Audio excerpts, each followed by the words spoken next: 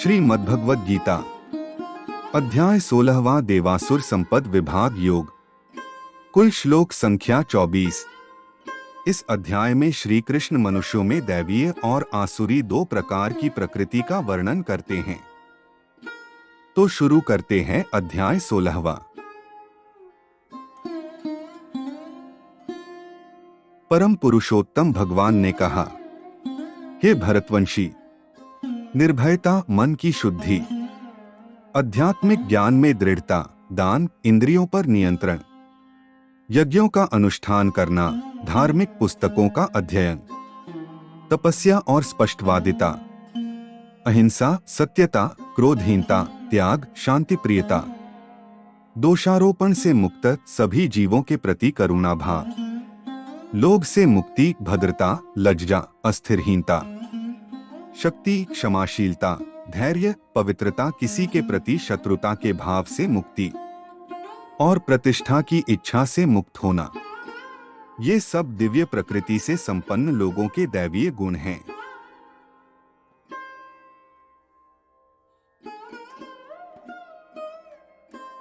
हे पार्थ, पाखंड, दंभ, अभिमान, क्रोध, निष्ठुरता और अज्ञानता आसुरी प्रकृति वाले लोगों के गुण हैं।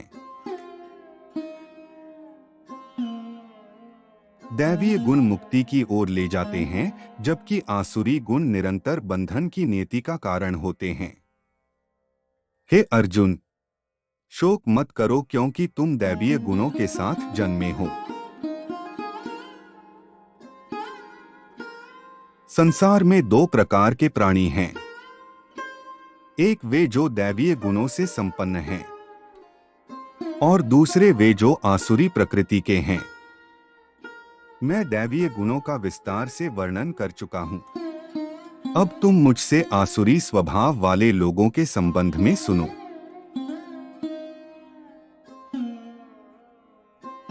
वे जो आसुरी गुणों से युक्त होते हैं, वे यह समझ नहीं पाते कि उचित और अनुचित कर्म क्या हैं। इसलिए उनमें न तो पवित्रता, न ही सदाचरण और न ही सत्यता पाई जाती है।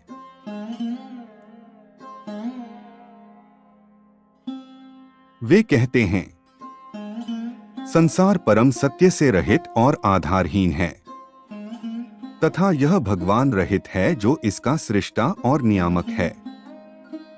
यह दो विपरीत लिंगों से उत्पन्न होता है और कामेच्छा के अतिरिक्त इसका कोई अन्य कारण नहीं है।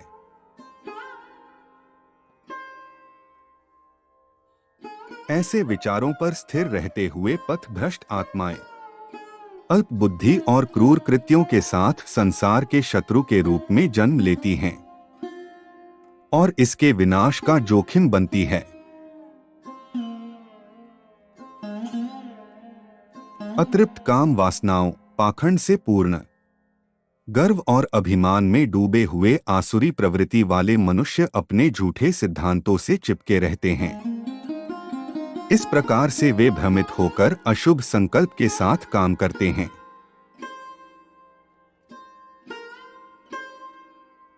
वे ऐसी अंतहीन चिंताओं से पीड़ित रहते हैं जो मृत्यु होने पर समाप्त होती हैं। फिर भी वे पूर्ण रूप से आश्वस्त रहते हैं कि कामनाओं की तृप्ति और धन संपत्ति का संचय ही जीवन का परम लक्ष्य है।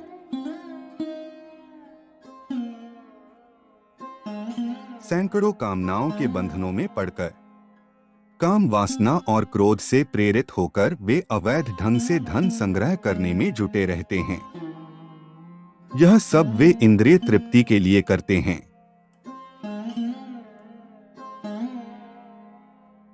आसुरी व्यक्ति सोचता है, मैंने आज इतनी संपत्ति प्राप्त कर ली है और मैं इससे अपनी कामनाओं की पूर्ति कर सकूंगा। यह सब मेरी है और कल मेरे पास इससे भी अधिक धन होगा। मैंने अपने उस शत्रु का नाश कर दिया है और मैं अन्य शत्रुओं का भी विनाश करूंगा। मैं स्वयं भगवान के समान हूँ, मैं भोक्ता हूँ, मैं शक्तिशाली हूँ, मैं सुखी हूँ, मैं धनाढ्य हूँ और मेरे सगे संबंधी भी कुलीन वर्ग से हैं। मेरे बराबर कौन है? मैं देवताओं को प्रसन्न करने के लिए यज्ञ करूंगा, दान दूंगा, मैं सुखों का भोग करूंगा। इस प्रकार से वे अज्ञानता के कारण मोहग्रस्त रहते हैं।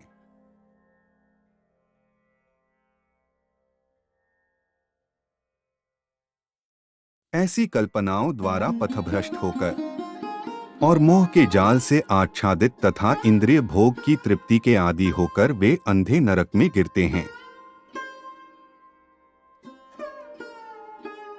ऐसे आत्म अभिमानी और हठी लोग अपनी संपत्ति के मद और अभिमान में चूर होकर शास्त्रों के विधि विधानों का आदर न करते हुए केवल नाम मात्र के लिए आडंबर करते हुए यज्ञों का अनुष्ठान करते हैं।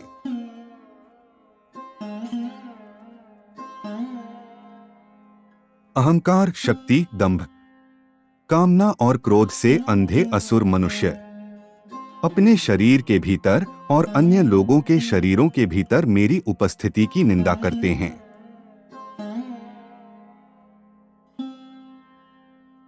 मानव जाति के नीच, दुष्ट और इन निर्दयी और घृणित व्यक्तियों को मैं निरंतर भौतिक संसार के जीवन मृत्यु के चक्र में समान आसुरी प्रकृति के गर्मों में डालता हूँ। ये अज्ञानी आत्माएं बार बार आसुरी प्रकृति के गर्तों में जन्म लेती हैं। मुझ तक पहुँचने में असफल होने के कारण हे अर्जुन, वे बार बार आसुरी योनि को प्राप्त होते हैं।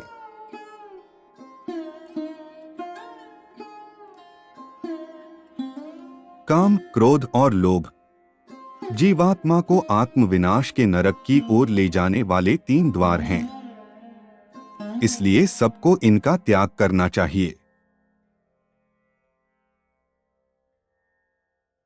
जो अंधकार रूपी 3 द्वारों से मुक्त होते हैं, वे अपनी आत्मा के कल्याण के लिए चेष्टा करते हैं और इस प्रकार से परम लक्ष्य को प्राप्त करते हैं।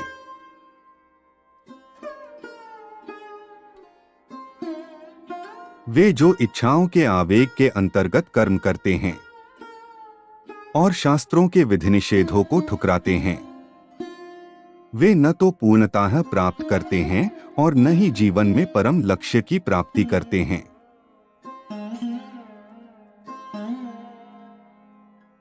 इसलिए क्या करना और क्या नहीं करना चाहिए, यह निश्चित करने के लिए शास्त्रों में वर्णित विधानों को स्वीकार करो और शास्त्रों के निर्देशों व उपदेशों को समझो तथा फिर तदानुसार संसार में अपने कर्तव्यों का पालन करो।